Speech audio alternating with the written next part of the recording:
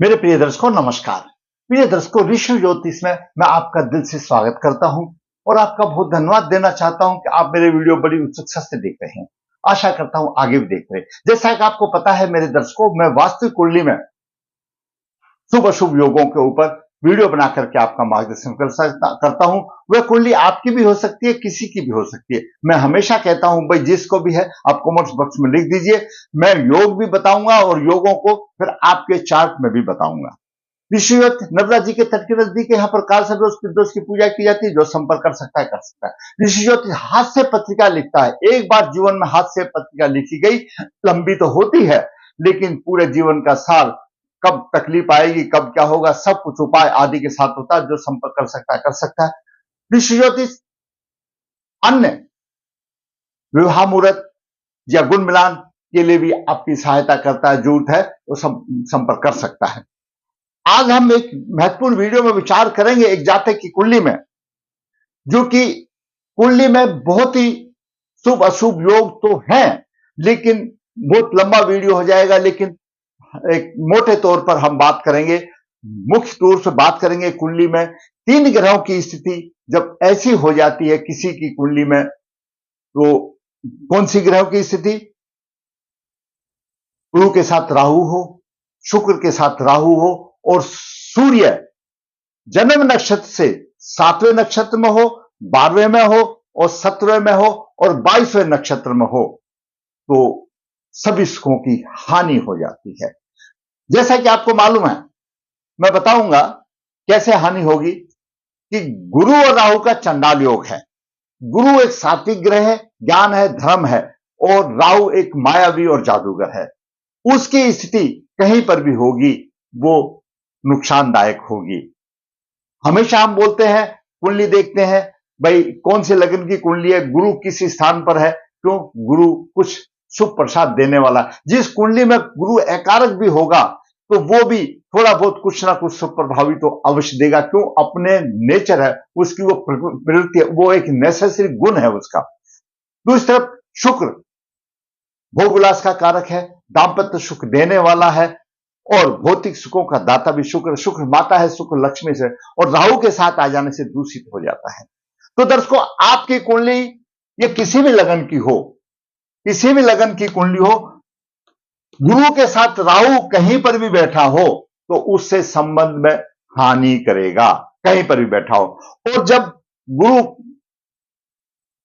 कुंडली में कन्या के लिए विवाह का कारक है, पति का प्रतिनिधि करता है, तो विवाह में भी परेशानी आ जाएगी।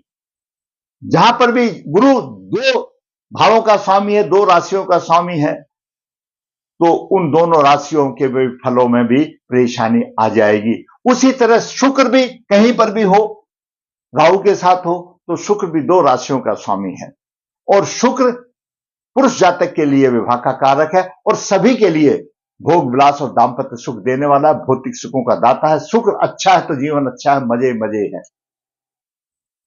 जब ये दोनों के साथ ऐसा हो जाता है, तो जब राहु गुरु के साथ युति करता है तो चांडाल योग बनता है। उसकी जातक की प्रवृत्ति चांडाल योग जैसे चांडाल की तरह हो जाती है। वह पूरे धर्म कर्म को छोड़ करके और गलत रास्ते पर जाता है, क्योंकि सात्विक ग्रह धर्म का ग्रह, तो वो तो ज्ञान को तो उसने छिपा कर रख दिया, और मायावी है, उसको राहु भटका देता है और अशुभ कार्य करने के लिए परेशानी दे देता है। और गुरु धन का कारक है, संतान का कारक है, वहां भी परेशानियां आती हैं जब गुरु राहु के साथ चंडाल योग बनता है, और कन्या के लिए विवाह में भी दिक्कत आती है। दूसरी तरफ शुक्र की बात करें, कहीं पर भी हो, भोग विलास का दाता है, वैवाहिक सुखों का दाता है। शुक्र के साथ राहु हो तो लंपट योग बनता है, इसको भोखंड योग भी कहा जाता है। राहु की संगत शुक्र को दूषित कर देती है और फिर व्यक्ति अपने स्वार्थ के लिए, अपने ऐश और आराम ढूंढता है, उसके लिए खर्चा करने लगता है और इस प्रकार वह अहित कर लेता है दूसरों का भी अपने स्वार्थ के लिए, और चरित्र बल कमजोर होता चला जाता है। और विवाह के लिए, पुरुष जातक के लिए विवाह का कारक शुक्र है। अगर ऐसी स्थिति आ जाती है तो दिक्कत परेशानी आ जाती है। विवाह होने के बाद तलाक भी हो जाने वाली बात आती है। मतलब उसको दाम्पत्य सुख में कहीं ना कहीं परेशानी आती है। और जब अशुभ दशाएं आ जाती है तो जातक इधर उधर भी झांकने से वो बाज नहीं आता, उसकी आदत हो जाती है, वो मजबूर हो जाता है, क्योंकि राहु मायावी है। अब बात करें सूर्य की। आपका लगन कोई भी हो, आपका जन्म नक्षत्र जहां पर चंद्रमा जिस नक्षत्र में, वो आपका जन्म नक्षत्र है, उस जन्म नक्षत्र से जो भी 7वां नक्षत्र है उसमें हो, 12वें नक्षत्र में हो और 17वें नक्षत्र में हो और 22वें नक्षत्र में अगर सूर्य है तो विवाह तय नहीं होने देता।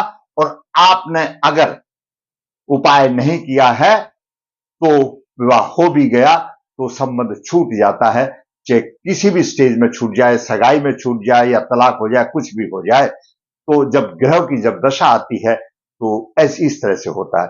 तो ये 3 योग के ऊपर हम बात करेंगे। आपकी लगन कुंडली किसी भी लगन की हो, गुरु के साथ राहु और शुक्र के साथ राहु हो और लगने जन्म नक्षत्र से सूर्य 7वें नक्षत्र में हो, 12वें में हो, 17वें में, 22वें नक्षत्र में हो। चांडाल योग, लपट योग और सूर्य की इस प्रकार की स्थिति सुख की हानि करती है। जातक का जन्म 17 सितंबर 1994 शुक्ल पक्ष त्रयोदशी धनिष्ठा चरण 2 शनिवार को हुआ। जन्म के समय पर कन्या लगन हुआ, कन्या के 4 डिग्री विराजमान है और कन्या लगन में बुध 24 डिग्री 33 मिनट लेकर के, बुध के लिए उच्च राशि तो है कन्या, लेकिन उच्च राशि में वो 15 अंश तक उच्च का होता है, लेकिन उसमें भी कोई दिक्कत नहीं है। 15 से बाद 30 अंश तक वह मूल त्रिकोण राशि मानी जाती है। तो यहां पर बुध महापुरुष योग तो बना रहा है, भद्र महापुरुष योग बनता है, उसका स्वभाव अच्छा होगा, मिठास होगा, बुद्धिमान होगा और सम्मानित व्यक्ति होगा। बुध बना रहा है, बुध बना रहा है और बुध 10वें भाव का स्वामी भी है, लगन में है, तो व्यवसाय भी उसका थोड़ा अच्छा होगा। आगे चल के देखते हैं, जितनी ग्रहों की बलवंता होगी उसी के हिसाब से उसको सम्मान मिलेगा, व्यवसाय मिलेगा। जहां पीड़ित होगा तो वहीं पर कटौती आ जाएगी। उस परमात्मा के पास ऐसी चीज काटने वाली कैंची है। हमारे नसीब से जब ज्यादा होता है तो कहीं ना कहीं राहु केतु से वो एकदम चला देता है, तो उतना ही मिलता है जो कर्म में लेके आए। जो आप अपना कर्म पिछली बार लेके आए हैं उसी के आधार पर ग्रहों की स्थिति बनती है। मैं हमेशा बताता हूं, लगन भाव में सूर्य 0.8 ना के बराबर लाइन में सूर्य द्वादश भाव का स्वामी है। बहुत ही अधिक मित्रता में सूर्य का प्रकाश नहीं है मान लिया, लेकिन सूर्य उत्तर फाल्गुनी नक्षत्र में है और धनिष्ठा से उत्तर फाल्गुनी नक्षत्र 17वां नक्षत्र पड़ जाता है, 17वां नक्षत्र पड़ जाता है। द्वितीय भाव में शुक्र 13 डिग्री है, गुरु 18 डिग्री है, राहु 23 डिग्री 35 मिनट लेकर के है।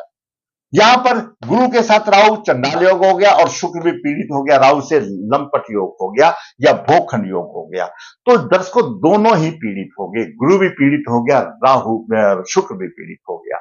आगे बात करते हैं तो पंचम भाव में चंद्रमा मकर राशि का एकादश भाव का स्वामी और शनि 6ठे भाव में अपनी राशि में है 14 डिग्री, 10वें भाव में केतु और मंगल 25 डिग्री लेकर के 10वें भाव में है, 10वें भाव में है, पुनर्वसु नक्षत्र में है। यह ग्रहों की स्थिति रही।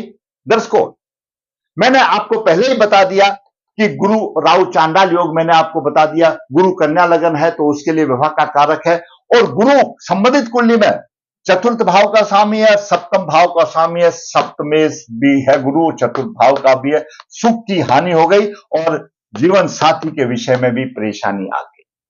और जीवन साथी जन सप्तमेश जब द्वितीय भाव में होता है तो जीवन साथी कलह का वातावरण बनता है, दाम्पत्य में परेशानी आती है और चरित्र बल भी कमजोर हो सकता है जीवन साथी का। यहां पर यह दिक्कत आती है। दूसरी तरफ शुक्र कुंडली में द्वितीय भाव का स्वामी है, 9वें भाव का स्वामी है, पीड़ित है और शुक्र भी पीड़ित होने से जातक स्वयं भी लपट हो सकता है, स्वयं भी उसका चरित्र संदेह मतलब शक की नजर से देखा जाएगा, उसका भी चरित्र की परेशानी आ सकती है और भोग विलास के कार्यों में दिक्कत आती है।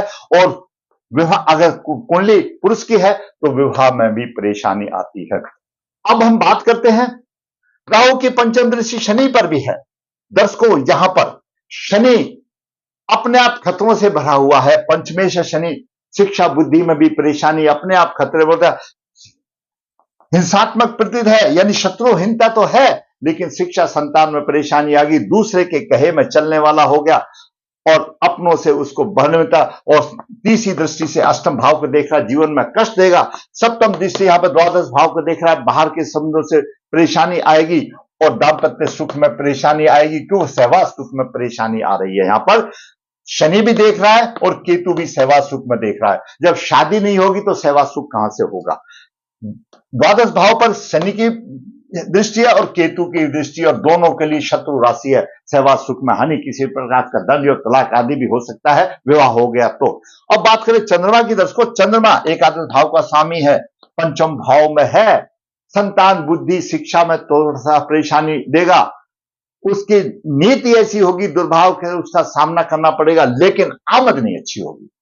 आमदनी अच्छी होगी उसमें, क्यों? चंद्रमा अपनी राशि को देख रहा है, आमदनी अच्छी होगी, व्यवसाय भी अच्छा होगा। आमदनी अच्छी, व्यवसाय अच्छा, क्योंकि मंगल यहां पुनर्वसु नक्षत्र में है। जब दसम भाव में मंगल दिग्बली हो जाता है और पुनर्वसु नक्षत्र में हो और मिथुन राशि का पुनर्वसु नक्षत्र हो, तो ऐसा जातक विद्वान होता है, लेखक होता है। जीवन में थोड़ा संघर्ष तो मिलता है, लेकिन उसके बाद सफलता मिलती है। लेकिन तीर्थ से अष्टम में हो गया, छोटे भाई बहन की समस्या परेशानी वाली बात आ गई, तो यह व्यवसाय में थोड़ा सा देगा, लेकिन उसमें भी क्या थोड़ा सा देगा? गुरु की नौम दृष्टि यहां पर भी पीट रही है, मंगल को भी पीट रही है, यानी राहु की भी आ रही है और गुरु की भी आ रही है, दोनों की नौ दृष्टि आ रही है। तो राहु तो ऑलरेडी पीड़ित हो गया, तो क्या प्रभाव?